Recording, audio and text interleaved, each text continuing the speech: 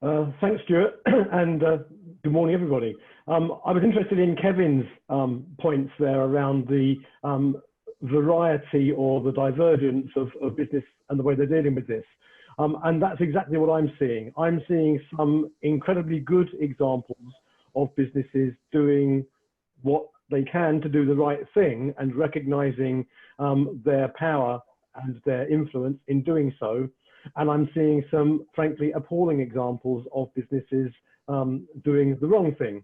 And if I can just share two very simple examples, about 10 days ago, Morrison's came out and said that they were going to pay all their small suppliers immediately.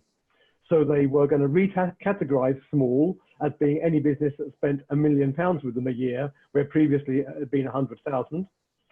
And secondly, they were going to pay any invoices they got on their books immediately and not wait for the payment term to be reached. And that for me was a really proactive way of saying, we can do something to help here, and we will. Yesterday, I was on a webinar with a business organization, and somebody rang in who said they just had an email from one of their customers saying, really sorry, COVID-19 is horrible for all of us. We're not going to pay anybody. Full stop. We're just not going to pay you. And I'm now in the process of picking that up, and I'm going to talk to the managing director of that business later today to try and understand and challenge what I think is pretty irresponsible way of dealing. And I think, you know, we have to recognise that there are businesses that are in real trouble. And gladly, from your poll just now, nobody said they were fearful of surviving. But there are businesses that are in real trouble and are struggling. And in those cases, there may well be examples where somebody physically cannot pay one of their suppliers. But my view of this is that we need collaboration, not confrontation. And the way to deal with that situation is to communicate, have conversations, have discussions, explain, and come to an agreement that this is what we can do and should do. To do a blanket email to all your suppliers saying, sorry lads, we're just not going to pay you, seems to me to be a complete reckless disregard of the business relationship. And all business relationships, for me, should be partnerships. And that's what we need to see. So the question is, what is the impact, in your view, not just now, but of course, on the assumption that that business does survive and emerges? When they do emerge, what happens?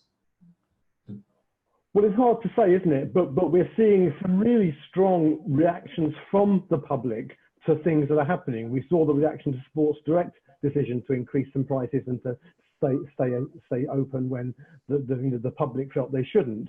And there was a hue and cry. And a lot of these things pass and people forget very quickly. But I think, you know, in the position we're in at the moment, people have got a lot of time to think about what's going on around them. And I think for a business that takes a less than responsible approach, there will be a kickback post this crisis when businesses say, you know what, if I've got a choice of who I deal with, I'm going to deal with the businesses that I respected and, you know, I wanted to be like during this crisis time. So I think those businesses will suffer as a result of their poor behaviour.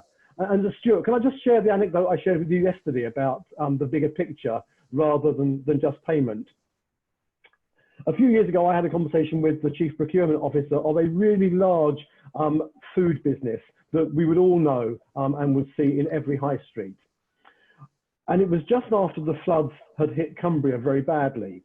And in this meeting, the procurement director was telling me how he'd rung one of their small suppliers who supplies vegetables to them.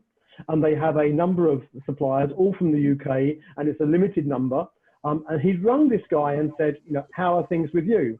And the guy had said, oh, the world's awful. I've lost some of my dairy herd.